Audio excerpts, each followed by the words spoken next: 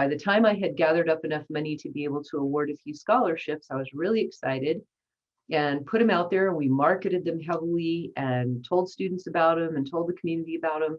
And I had very, very few applicants.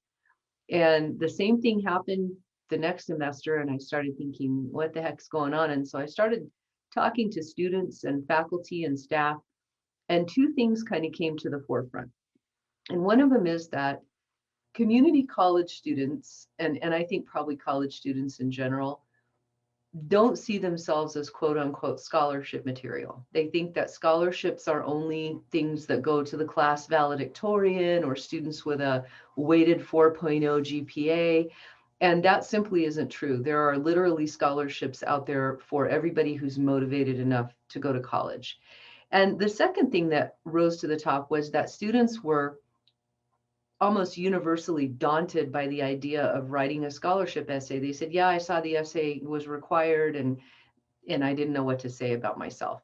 And so I put together this workshop, not only for that reason, but because I talked to a lot of students who were looking at the idea of taking out loans to go to college and just right off the bat going into debt to go to college as an option.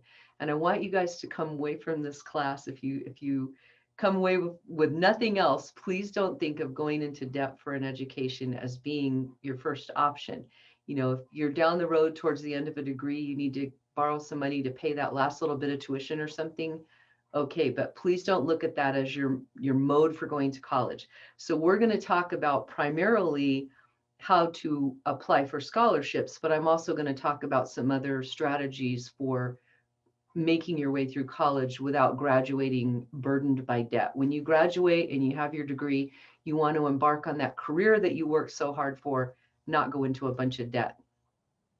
So we're going to talk about where scholarships come from to begin with, such that when you come away from the class, you know where they come from and why it's important to know that. You know how to write a basic 500-word scholarship essay. I'm going to give you some special tips for giving your essay an edge over the other essays that might come through the process. And we're going to talk about the basics of conducting a scholarship search. And then I'm going to conclude the class by talking about the scholarships that NPC Friends and Family has available for students who are attending Northland Pioneer College in the fall 2021 semester. And I want you to know that while this class is certainly geared toward Northland Pioneer College and attending NPC, I want you to understand how to apply for any scholarship and that I will try to help you do that. And then we'll conclude with questions and answers. So going back to that first slide, where do scholarships come from? Normally I teach this in a more of a roundtable format or an in-person classroom format, and we get students to give responses. And I always like that because one of the first things that they say is scholarships, you know, they raise their hand and they go, scholarships come from the government. And I always thank them for that answer because it's not correct. Scholarships do not come from the government. The financial aid that you hear about when you get told to fill out your FAFSA, and believe me, I will join the nagging chorus that tells you to fill out your FAFSA. That financial aid comes from the federal government. That's what's called a Pell Grant. And that is money that you don't have to pay back, just like a scholarship, but that's a grant from the government. Scholarships, on the other hand, come from charitable donations from people who are generally referred to as philanthropists. And a philanthropist is simply someone who seeks to improve the lives of others through charitable work or charitable donations. And what I want you to know about this is when we think about philanthropists, we think of people like Bill Gates and Oprah Winfrey and Jeff Bezos and people who are multi-gazillionaires. And it's true that those people do a lot of philanthropic giving. They do donate a lot of money. But about 80% of the charitable giving in this country comes from people of average income. And so why is it important to know this? And why is it important to think about this? Well, they have a limited amount of money to award. So scholarships come from donations and from maybe events that are held and things like that. And so that's all the money there is to award, is that amount of money that can be raised for that particular scholarship. So think about that in terms of who is awarding you the scholarship. When you apply for a scholarship, there's generally a committee of people. And again, these are the average citizens who do charitable giving, who review scholarship applications and decide who gets the award. And so again, why is it important to know this? Well, you all are probably seniors in high school, or maybe parents of seniors in high school. And so you know that the first part of writing for any kind of effect is that you need to consider your audience. So your audience is this group of charitable givers who want to find a great student to give a scholarship to, but you're probably in all likelihood never going to meet them in person. And so how in the world are you going to make an impression on a bunch of people that you're never going to meet and convince them that you're the person who should get the scholarship? Well, I'm going to tell you, first of all, don't start your scholarship essay by saying, my name is Mary Smith, and I'm going to be graduating from Jones High School in 2021, and I'm going to be going to University of Arizona, and I'm going to major in elementary education. Don't do that, because that's how almost every scholarship essay in the world starts. And so it's not going to set yours apart and make you special. The best way to make a contact, a connection with this group of people that you're never going to meet, is to tell a story. Tell a story about yourself. This is a lot more engaging and makes the audience that's reading your essay feel that they sort of know you personally. So I'm going to give you a couple of examples of when I've seen this done to great effect. And then I want you to kind of think about how you can do this for yourself. So the first example comes from back when I first started with NPC Friends and Family.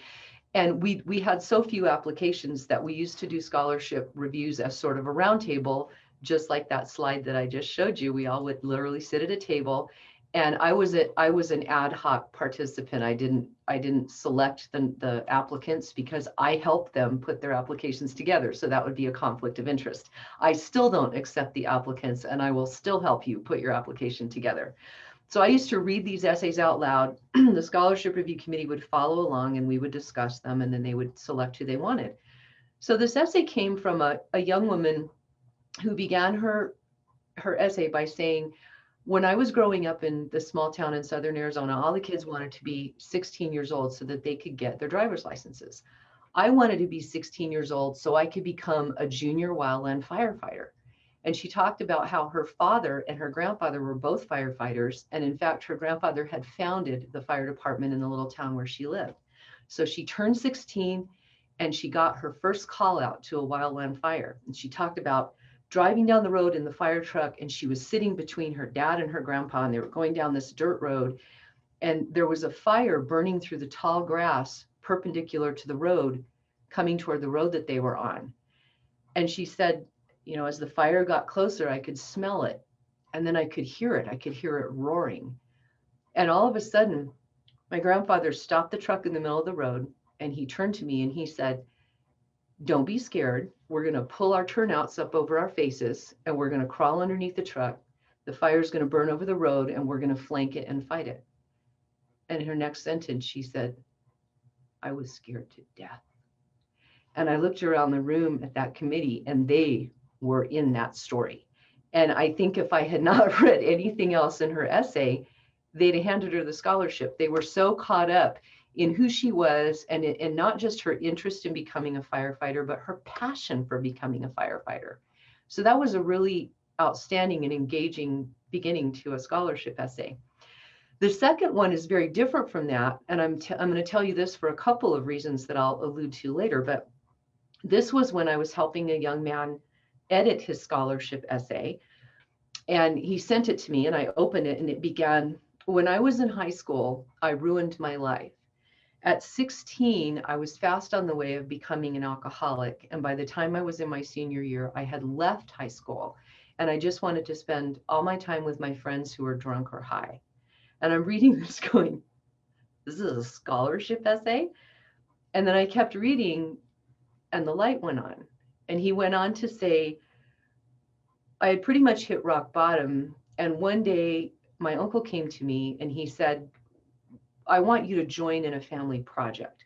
We are going to be building a hogan for a female relative, and I want you to be part of that process. and he told me where he wanted me to show up the next day. And he said, to this day, I don't know why I did it. I think it was probably my last chance to connect with my family. But I did go. And when I went through that process that took the next several weeks, I learned about myself. I learned that I loved working with my hands. I learned that I loved using tools. I loved measuring. I loved the precision of building. And when we had finished the project, I felt this great sense of pride for the first time in my life that I had done something like that, that I had been a part of that. So he went on and told how he was hoping to get a scholarship to go to NPC and earn an Associate of Science in Construction Technology, and eventually one day become a project manager. So completely different way of beginning a scholarship essay, but both of these were stories that really ended up captivating their audiences and sort of putting those people on their side right from the very beginning. So think about what you can do. And as graduating high school seniors, I understand that you may not yet have that sort of passion for something. You may not have realized that spark that those two students did. But think about what you are passionate about. Think about why you are continuing your education, why it's important for you to go on to college, and talk about that, and talk about where you hope college will take you. So think about, in this first paragraph, engaging that audience. So now you've got this great first paragraph. You've hooked and held the audience. They're on your side. Now you've got to talk about your education. So now that we know that you want to do this, how are you going to accomplish it? This paragraph is key, because what you have to put in it is a lot of detail about your educational path. It is not sufficient just to say, I'm going to get my associate degree from Northland Pioneer College and become a medical office manager, or I'm going to get my associate degree from Northland Pioneer College and transfer to NAU to get a degree in wildlife biology. That's all good, and that's probably what you're doing, but you need to give enough detail that you explain to the committee that you know where you're going. So this means when you say you're going to graduate with an associate degree from Northland Pioneer College, how many credit hours a semester are you able to take? So full-time is considered 12 or more credit hours, but a lot of our students go part-time because they have other obligations. They have other commitments to family, to jobs, to those sort of things. So a class, when you figure a class is about 3 to 4 credits, how many classes can you take a semester? So how many semesters is it going to take you to graduate? And then if you're going beyond that, what does that look like? Are you going to get a bachelor's degree? Are you going to get a master's degree? The reason it's so important to provide this level of detail is because if you don't, you can plant a seed of doubt in that review committee's mind that even though you're passionate and excited about becoming a firefighter, you don't really know what it entails. You don't really know how many semesters it takes. You don't really know that an associate degree takes 64 credit hours. And I'm telling you, if you're listening to this workshop right now and you don't know that, it's time to make an appointment with an academic advisor and chart out your degree plan, at least to such a degree that you are able to convey it to a scholarship review committee.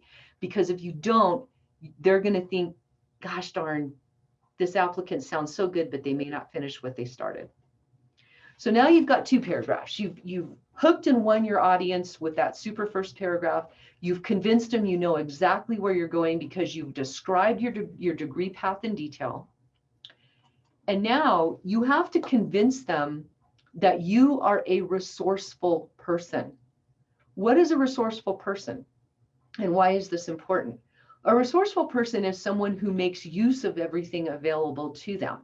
This is super important in terms of applying for scholarships, because there's almost no such thing as the quote unquote full ride scholarship that provides for your tuition and your books and your course fees and all that.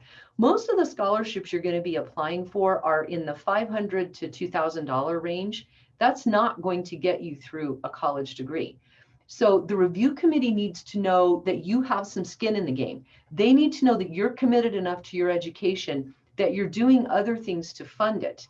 And you're going to explain to them all the things that you can bring to the table that are going to help you get your degree. So what kinds of things can you talk about? Well, first of all, I'm going to get up on my soapbox here and I'm editorializing, but I'm going to tell you why. I think it's very important that you work while you're going to college. A lot of students tell me that I don't want to work while I'm going to college because I want to focus on my grades. Well, that's a nice thought, and most people want to focus on their grades, but you're not going to get enough financial aid and scholarships to live on while you're going to college. So you need to work. I worked 2 and 3 jobs while I was going to college back in the day. But there's another reason you need to work while you're going to college, and that's because when you graduate and you're ready to go out and get your career with that degree that you earned, you need to know how to work. And this may sound like a no-brainer to those of you who do have jobs or who have worked, but I'm going to tell you another story. I have a friend that several years back, in a professional capacity, had to hire an engineer. And they were hiring someone that's called an engineer in training. So someone that is right out of college with a bachelor's degree in engineering, and it's an entry-level professional position. So this person had a stack of resumes to look at, and every resume that the person had to look at was very qualified in terms of grades, in terms of having earned the appropriate degree, and not a single one of them, not a single applicant had ever had a job. And I don't mean that they never had a job as an engineer. I mean, they had never had a job bagging groceries. They'd never had a job working in fast food. They'd never had a job stocking shelves at Walmart. They'd never had a job mowing grass. Why is this important? Because this person ended up hiring one of those candidates. And he said, eventually he made a good worker, but it took him about 4 or 5 months to come up to the speed of being a worker. So this was a person who was hired as a professional to do a job, who was coming to his supervisor every day going, okay, I finished with that task. What do I do next? Okay, I don't know what to do now. Tell me what to do now. And he also didn't sort of know how to work in, an office environment, and how to work with the, within the sort of structure that exists between people working in an establishment. So it's good to know how to work. It's also going to give you the funds to go to college. Other things you can talk about: if you have applied for financial aid and you're receiving financial aid, which is called the Pell Grant, by all means, tell that you have financial aid. If you've got some other scholarships coming, you can talk about them. It's not going to keep you from getting a scholarship. If you have savings, if you've worked and saved money so that you can go to college, if your family has saved money for you and they're going to be helping you, but it doesn't quite make, all the ends meet, talk about that. Scholarship committees need to know that you are invested in your education. They are not looking to provide you with a living. They want to see that you are the best investment they can make in that limited amount of money that they've been able to raise through donations. That's why scholarships are competitive, because the money is limited. So you want to be that great investment. And to do that, you've got to show that you've got some skin in the game. So now you've got 3 paragraphs. You have hooked and held your audience because you're such a passionate person and you came across as such a personable person in that first paragraph with your story. In your second paragraph, you described your degree path in such detail that the committee has no doubt that you know where you're going. In the third paragraph, they now recognize you as a resourceful person who has what it takes to pursue a college degree.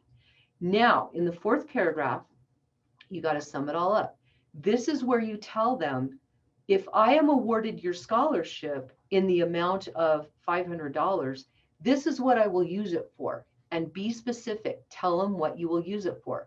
If you don't, they really think you don't need it. Or they're going to assume that maybe you're going to use it to go to Disneyland with your friends.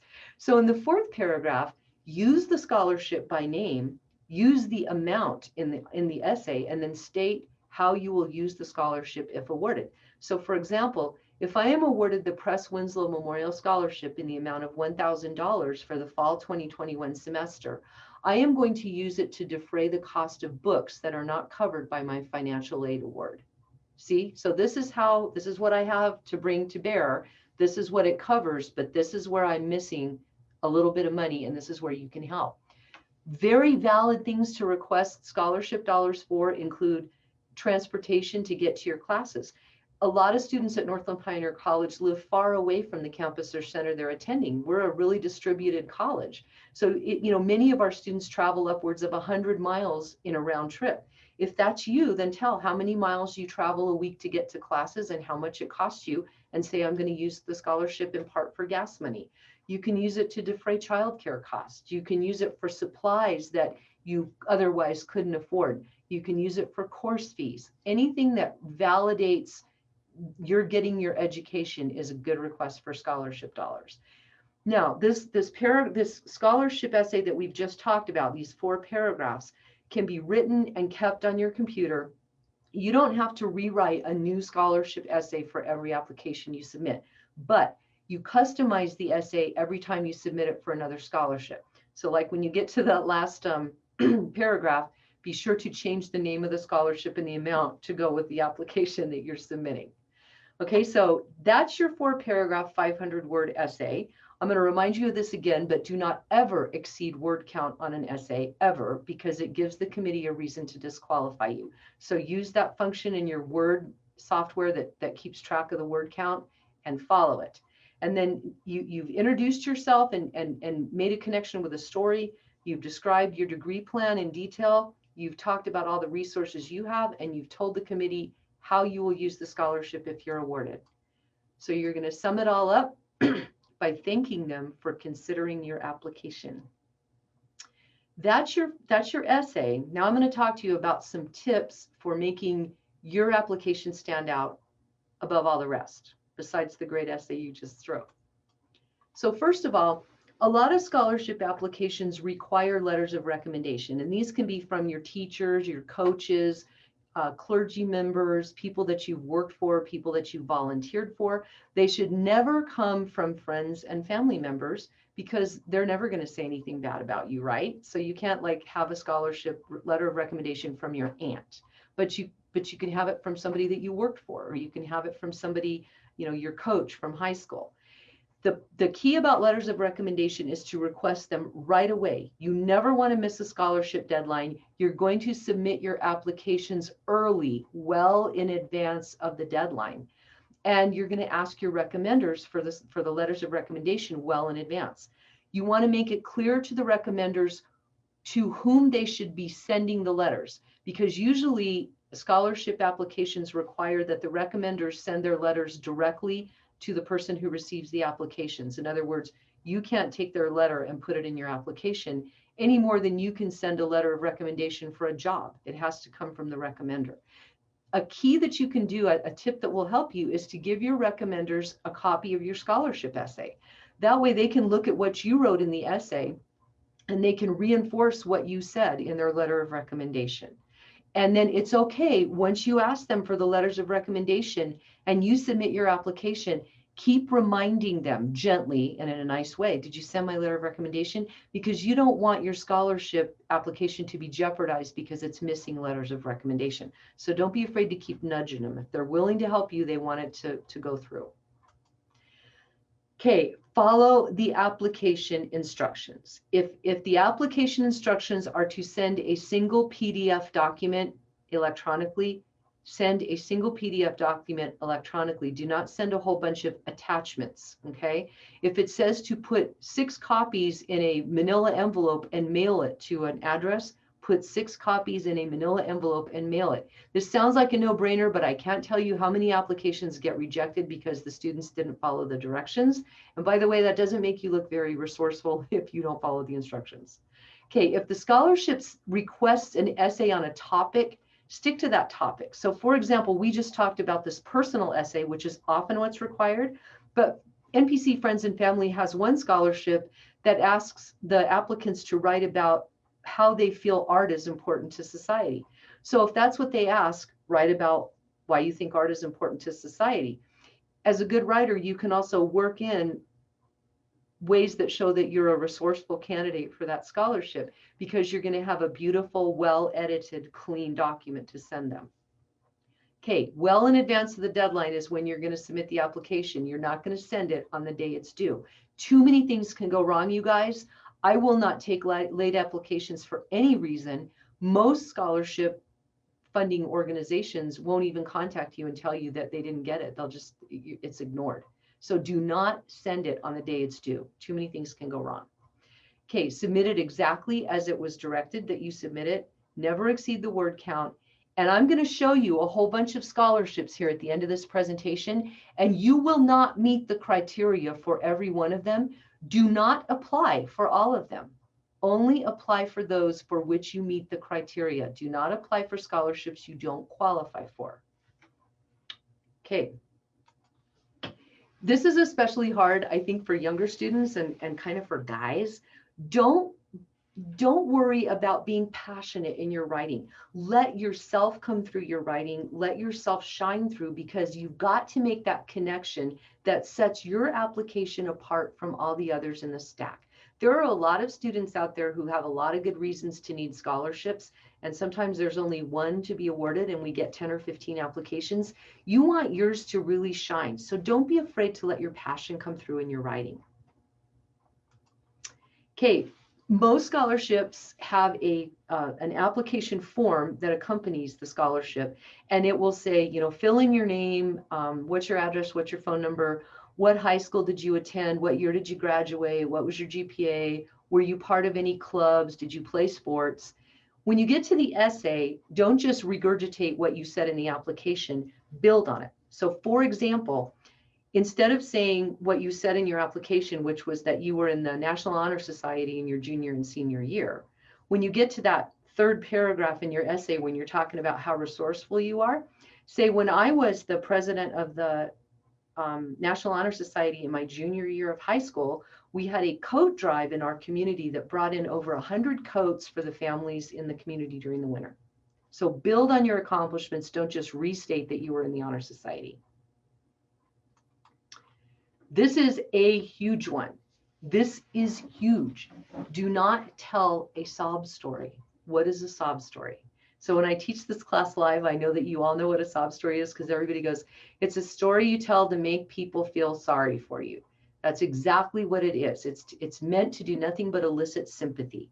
And I will tell you that you will make everybody on the scholarship committee feel very badly, and they'll feel sorry for you, but they will not give you a scholarship. Why?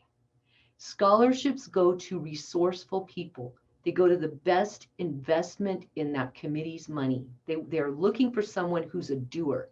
If you are living in the victim seat, you're living, as my mom used to say, on the pity pot, you're not a doer. You're not a resourceful person. That doesn't mean that bad things don't happen to us. Bad things happen to everybody. And I'll tell you something else. It doesn't mean that you shouldn't talk about it, but you should not talk about them because you are trying to elicit sympathy. Only talk about them if they have to do with your pursuit of your education. So let me give you a couple examples of this. We all the time receive applications from nursing students who went through something in their lives, whether it was their own illness or catastrophic injury or that of a loved one, and they were so inspired. You know, they talk about that experience and they say, you know, I was so inspired by the nurses who cared for me that now I want to become a nurse. That's not a sob story. That's telling about a bad thing that happened, but it's putting it in a positive way. This was how it worked for me. Think back about the example I gave you of the young man who told the story about becoming an alcoholic at 16. Was that a sob story? That was an empowering story. That was a story of a victor and a survivor. That was a story where someone said, yeah, I was down here, but I learned from that, and now I'm up here, and boy, look at where I'm going. So it's okay to tell stories like that as long as they're relevant to your educational path and as long as they fit in with what you want the scholarship committee to know about you. Okay, you all know as college students that you need to write well. You need to have a really clean essay that doesn't have a bunch of capitalization and punctuation errors. So you need to have editors to look at things for cleanliness and good mechanics. But there's another reason you need editors. When you finish your scholarship essay, and in fact, when it's been edited for good mechanics, pick a few trusted friends, and this can also be family members who know you really well and who will be honest with you, and give them that essay and say to them, when you read my scholarship essay, don't just say, did I do a good job? Because they'll go, oh yeah, you're such a good writer, because your family and friends want to make you feel good. You don't, that's not going to help you. Ask them, after you read my essay, would you give me the scholarship? Why or why not? And then listen to what they have to say. As writers, we are all endeavoring to be close to the topic we're writing about. And we ought to be pretty close to ourselves. We ought to know ourselves well, right? Well, sometimes we're so close to a topic that we think we've really explained it. We think we've made it very clear because we know what we mean, right? And that's why you need that second or third or fourth set of eyes to say, you know, I think in this third paragraph where you were talking about how resourceful you are. You never mentioned that you worked all summer last year to save up for your first car. You never mentioned that when grandma broke her hip, you were the one who did all her grocery shopping and took care of her. Or you didn't tell about the time you got your Eagle Scout. They can also pull your horns in and they can go, you know what? When you said this, I think you sounded a little full of yourself. I don't think you sounded enthusiastic. I think you sounded big-headed. I think I would reword that a little bit. They can help you make the difference between whether you get the scholarship award or not. So listen to those editors who tell you about the content of your essay. I'm not even going to tell you anything more about this. If you didn't do it, don't say you did. And if you did do it, don't say you didn't. Okay, so those are the tips now for making your scholarship application and essay stand out and shine. Now we're going to talk about scholarship searches, and I'm going to tell you that they take effort. And I want to preface this by giving you something to think about. I always hear from students when I tell them about finding a search engine and looking at all the scholarships in the search engine and finding the ones that they can apply for, they always go, oh, that's going to take a long time. And I go, yes, it is. Think about applying for scholarships almost like a little part-time job. And I'll tell you how this works. Let's say that you leave this class tonight and you write this fabulous essay. You really put your heart and soul into it. You put your time into it. You get it edited. You find your editors to edit the content. It's great. And then you go and you do a search, which I'm going to show you how to do in a minute. And you go through all of these potential scholarships and you find like 6 of them that you can apply for this week. And you put all the application materials together and you send all your stuff out and you apply for those 6 scholarships. And by the way, that's how you do it. Don't think, oh my gosh, there's 200 scholarships on this search engine and I'm going to have to apply for all of them. You do it like you eat an elephant one bite at a time. And you say, okay, this week I'm going to find 5 opportunities to apply for. Next week, I got to work and I got that term paper due, so I'm going to find 2 scholarships I can apply for. And just keep yourself self-directed and keep yourself in the game that way. So go back to the example and say that, you wrote your essay, you did all these applications and sent them out, and all that took you 4 hours. And it will. You wrote the essay, you did all that work, and you get some rejection letters because you will. You're not going to get every scholarship you apply for. But let's say that a couple weeks roll around and you get this letter in the mail and it says, congratulations, you've received the Press Winslow Memorial Scholarship in the amount of $1,000. Took you 4 freaking hours. How much did you just earn an hour for your work? So if you're a good NPC student, I know that you can tell me that you just made $250 an hour for that effort. If you look at pursuing scholarships in that perspective, it is definitely a worthwhile thing to do to help you fund your education. So how does a scholarship work? The first thing I'm going to totally nag you about is that you need to fill out your FAFSA.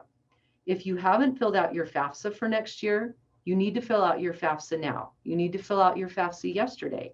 I'm going to show you the page where you go to fill out your FAFSA. As soon as it opens here. This is what it looks like. And if you've never done it before, you're going to start here if you have your old hat. But you got to do this, you guys. You got to fill out your FAFSA, not just because NPC Friends and Family requires it. Most of the scholarships that you're going to apply for want you to fill out the FAFSA. Why? Because the FAFSA generates something called a Student Aid Report, or a SAR. And it's the first page that you get back after you submit your FAFSA, and it's kind of a report of everything that you submitted. And it will say on that page what your EFC is. EFC is an acronym for Estimated Family Contribution. And then it will also say something like you may or may not qualify. You may qualify for financial aid, or you don't qualify for financial aid. It's not going to disqualify you from getting a scholarship if you quote unquote make too much money. I love that phrase because it's such an oxymoron. Nobody makes too much money. And college is hard to afford, right? So it's just the reason they have you fill out the FAFSA is because it is a common measuring stick for looking at everybody's financial need. But scholarships are not just about financial need. It's only one piece of the puzzle. So do your FAFSA and be sure, especially like, for example, if you're going to NPC, be sure that you have a financial aid file underway. and be sure that you have everything that they need to get it. Okay, the next thing I want you to do is find a search engine, and you can Google these. You'd look for, scholarship searches. You should never have to pay for one. There are a lot of free scholarship searches out there. If you're going to Northland Pioneer College, this is a good one because most of the ones on here are things that NPC students can use. They're not all for NPC students though, so if you're planning to go somewhere else, that can help you too. So that's what this page looks like. When you get to this page, you can go to NPC Friends and Family, enter that as your search term, and we're going to do that in just a minute. But before we do that, notice that all of these are arranged in alphabetical order, and you can go through here and look at them and kind of look for the criteria. If you want to read about them, you just click on the scholarship and see what it says to see if you're qualified to apply for that one, and it'll probably tell you how to apply. And then we're going to talk for a minute about NPC Friends and Family scholarships, and I'm going to go into more detail about these before we're done. So you're going to put NPC Friends and Family in the search bar and then click search. And everything that we have for the fall 2021 semester currently says Thursday, April 15th is the deadline, and it's closed. On Monday, March 1st, all of these are going to say open. That means that I will accept your application starting March 1st. But right now, even though they're closed, you can go on one of them and you can click on it and read about all the criteria. The other cool stuff that you can find, you can see the criteria here and see if you meet the criteria. Here's the submission requirements. This is how you send it. You're going to need this cover letter form, but this is a fillable PDF. So all you have to do is click on it and fill it out. Tips for writing your scholarship essay is the outline for this class. So if you forgot what I said, here's the outline for your 4-paragraph, 500-word essay. And then you can download a PDF flyer that has all of these details if you want to take that along with you. It tells everything about it. So you can look at any one of these NPC Friends and Family scholarships and see which ones you meet the criteria for. And once again, do not apply for them unless you meet the criteria for them, and you won't qualify for all of them. And I'm going to show you two in particular that you need to be careful of. We have one called the Fill the Gap Scholarship and one called the Leg Up Scholarship.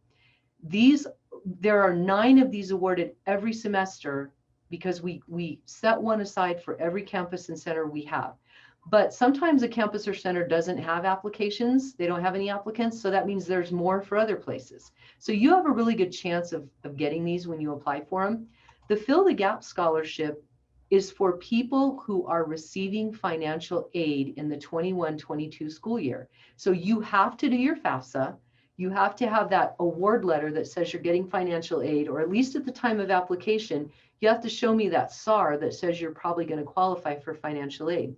You can get your financial aid award letter off of My NPC, and know that when it says letter, it's not really a letter. It's a little thing that says you got financial aid for the 2021 school year or the 21-22 school year.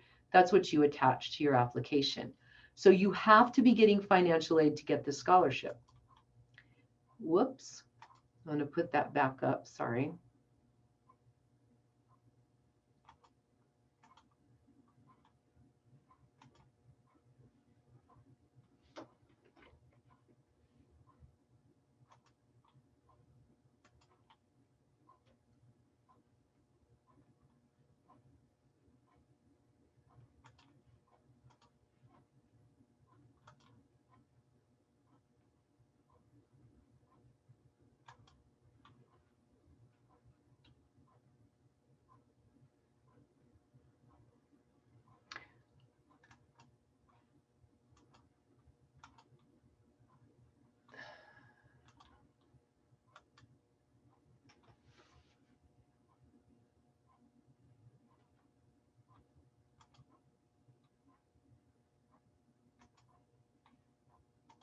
Okay, so we're going to go back on the NPC scholarships into that one that's called the Leg Up. So the Fill the Gaps was the one we just talked about.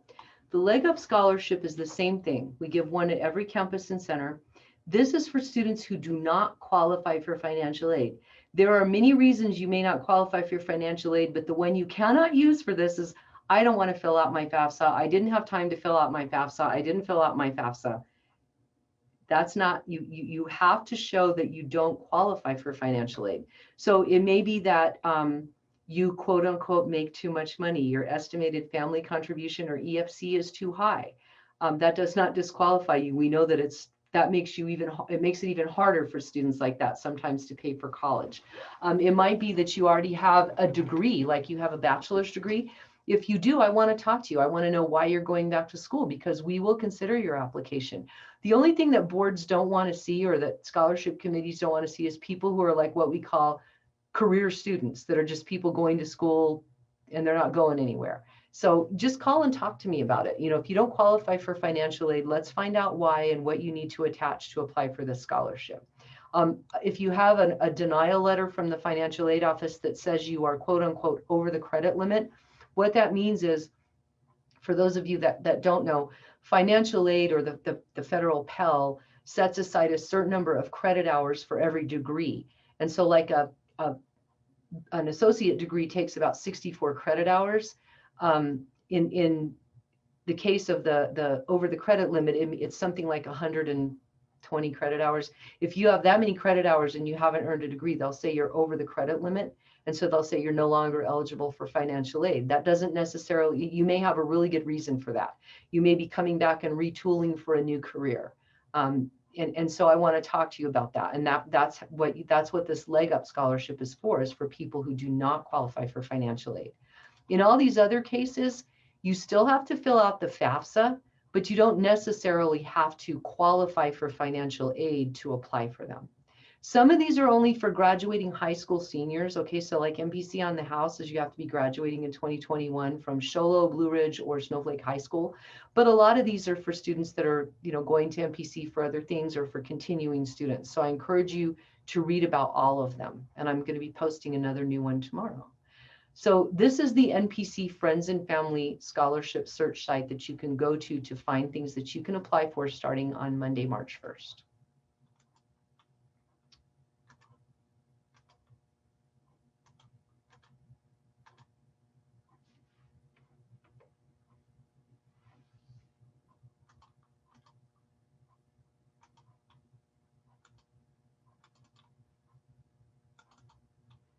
Okay, I want to show you one more thing, because this can be a great resource for you if you're going to an Arizona college or university, including NPC. The Arizona Community Foundation is an organization that manages scholarships. It manages multiple scholarships for multiple foundations. And so you can go on here and you can apply online. And what they're basically doing is, you're not applying for a single scholarship. You're creating an online profile with the Community Foundation. And that means you're going to write an essay and you're going to send some personal information in. And then they're going to match you with all of the scholarships that they manage for which you qualify. And sometimes that's all you need to do. They'll actually, what you've sent to them in the profile is all you need to apply. And sometimes they'll tell you the additional steps. If you're interested in the scholarship, here's what you need to do next. So this can take out some of the legwork for you and save you a lot of time. But I will caution you, it's not a substitute for doing your own search, because that's going to produce the most results for you. So last but not least, if you write a scholarship essay and you want me to help you edit it, both for content and mechanics, please feel free to send it to me at betsy.wilson@npc.edu. Send it as a Word document, and I will edit it for you, and I will send you 2 versions back. I'll send you the version that has all of my edits marked up so that you can see where I made changes or suggested changes. And I'll send you a clean copy that includes all of my changes. That way you can either go, okay, I'll take the clean copy, I like that, or you can go back in, it's your document, and you can say, I would rather keep the way I said this. I'm gonna keep that. So you can choose to take each change as it comes and keep some and discard others, whichever you want to do. What I will tell you is, please give me about 2 weeks of lead time. Do not send me your essay the week that the scholarship is due, because I won't have time to get it back to you. But I would love to help you develop a strong essay, not just for NPC Friends and Family scholarships, but for other scholarships as well. Okay, now we're going to talk about the scholarships I just showed you, and I'm just going to give you a thumbnail sketch of them. And once again, these are due to me on Thursday, April 15th at 12 noon Mountain Standard Time. There are no exceptions. I don't care if your internet went down. I don't care if you couldn't get to a computer, because you have 6 weeks to get your application in. So don't send it to me on April 15th and go, oh, it didn't go through. All right, because that's not fair to all the people that did send it in early. So I just described to you the Fill the Gaps and the Leg Up Scholarship. This is $500, the Fill the Gaps for students who are receiving financial aid in fall 2021. So it's got to be your award letter that shows you're going to be getting financial aid in 2021, 2022. You have to be enrolled in 6 or more credits. You have to have a GPA, a cumulative GPA of 2.0 or better. And we're going to award 9 of these, 1 at each campus and center. The Leg Up, same stuff, but you have to document your ineligibility, okay, why you're not qualified for financial aid. The Press Winslow Memorial Scholarship was founded by a former NPC District Governing Board member and a great humanitarian, a wonderful man that lived in the community of Winslow and was a great volunteer and an advocate for education. We're going to be providing 2 of these scholarships for the fall 2021 semester. They're $1,000 each. You have to have a GPA of 2.5 and be enrolled in 6 or more credits. You also have to be what's called a continuing NPC student. So you have to have some NPC credits on board before you apply for this. The Jennifer Lee Witt Memorial Scholarship was founded this past year in memory of Jen Witt, who was one of our English and creative writing faculty at Northland Pioneer College. Her parents established this. It provides 3 scholarships in the fall of 21 for $1,000 apiece, GPA of 2.5, and enrolled in 6 or more credits. When it says you must show need, I want to see the student aid report from your FAFSA, but I also want you describing in your scholarship essay what you're going to use it for. Why do you need the scholarship? The Charles Lazitsky Memorial Scholarship is set aside for Native American students. It's $500 for the fall 21 semester. You have to have a cumulative GPA of 2.0 and be enrolled in 6 or more credits. The Jean Swarthout PhD Presidential Excellence Scholarship is a gift that was given to our former president, who's actually now our acting president again for a little while, at the time of her retirement. As the name implies, you have to have a GPA of 3.5 to apply for this one. Again, enrolled in 6 or more credits at the time of the award, and you have to show need for the scholarship. The Claude Millett Enfield Early Childhood Development Scholarship is just for students with a degree plan in early childhood development. We'll be awarding 3 of them in the fall semester for $500 apiece. You have to be enrolled in 3 or more credits towards your early childhood development certificate or degree, and you have to have a GPA of 2.0. This one requires 2 letters of recommendation. The Doris Reed Nursing Scholarship is 1 nursing scholarship. We hope to have a few more coming for the spring semester, but this is the one we have right now that's dedicated for nursing students. In this one, you have to show that you don't qualify for financial aid.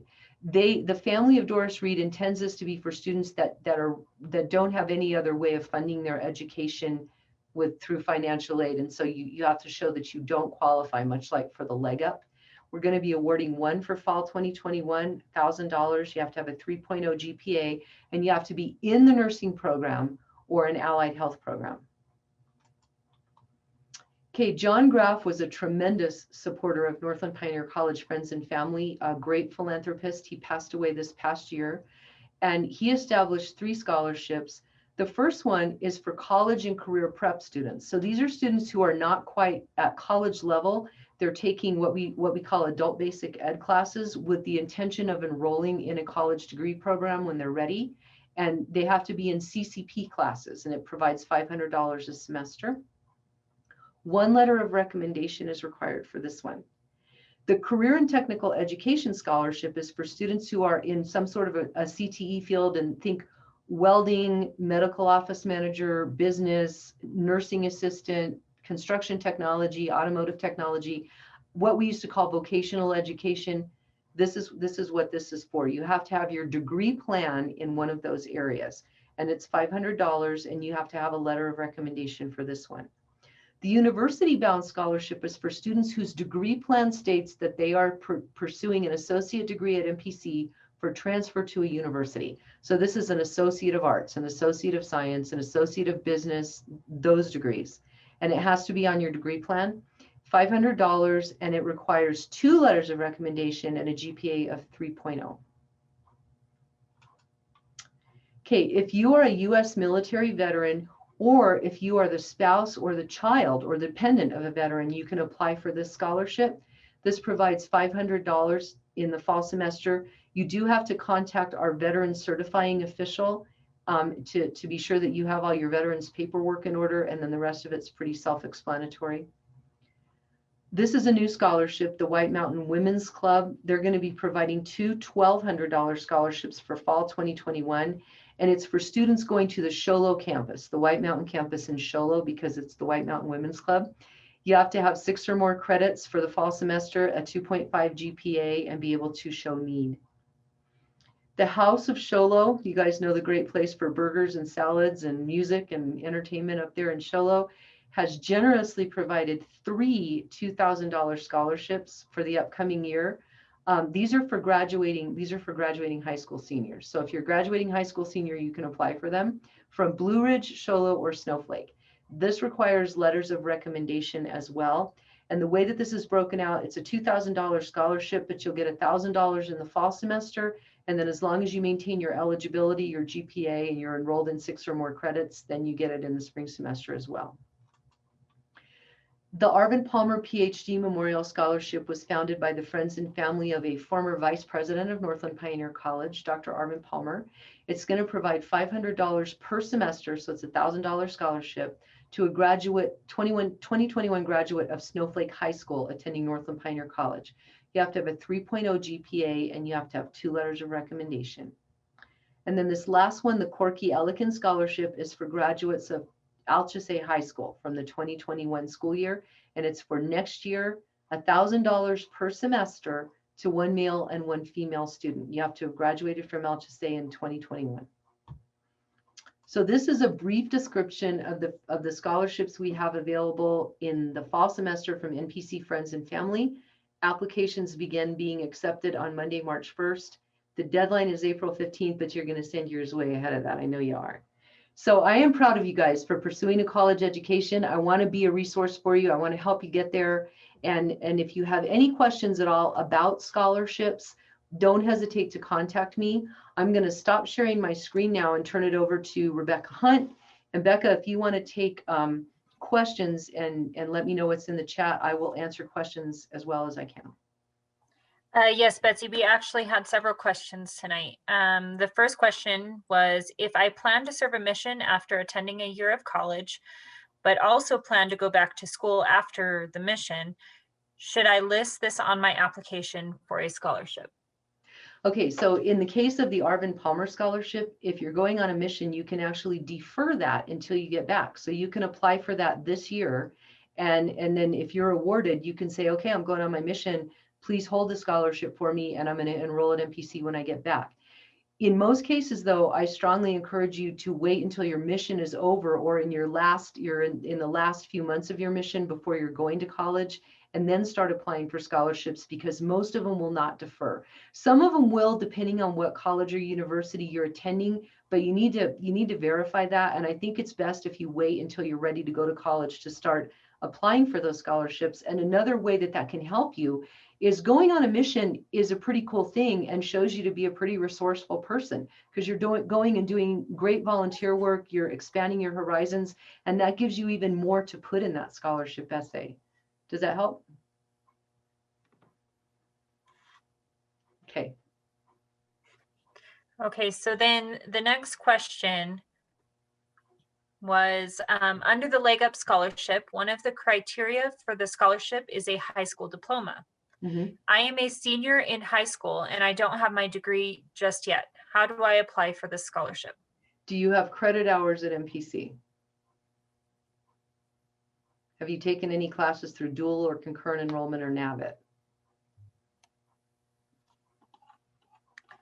No. Okay, so you can't apply for it until the 2nd semester. What high school are you graduating from?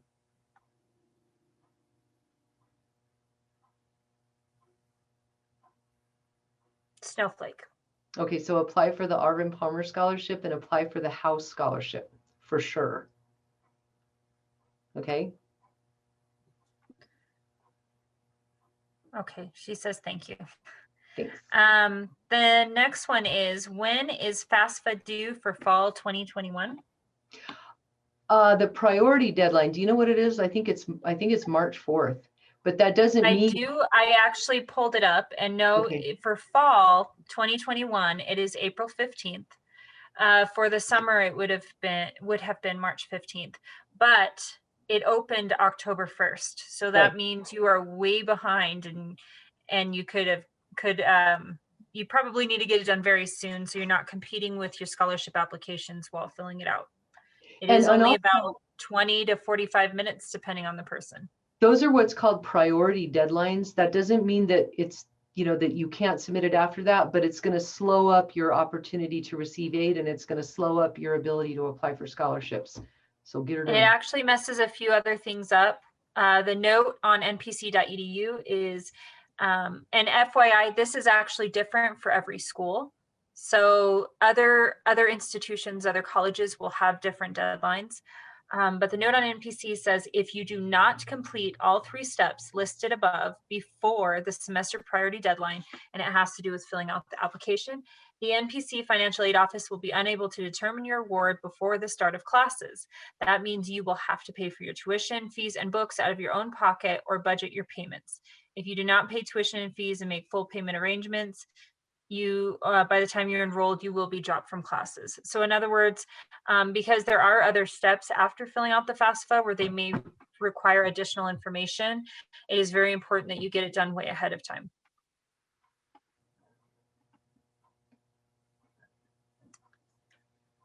Other questions? Not on my list, but there might be more tonight that want to unmute and speak. Okay, do you want to allow people to unmute, and then you can use the raise your hand function under reactions, and we'll try to answer. Becca, I'm going to rely on you to see people and call on them. I'm scanning. Okay. I will see you unmute as well if you don't know how to raise your hand. I know on phones it's a little different. And do you all know how to unmute?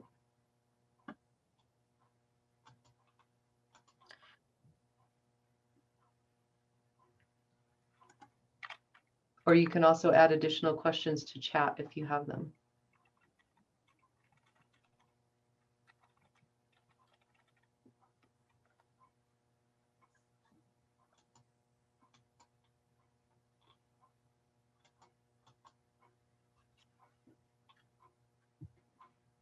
Okay, if there are no other questions, you're free to leave the meeting. If you think of them later, Becca put my email in the chat.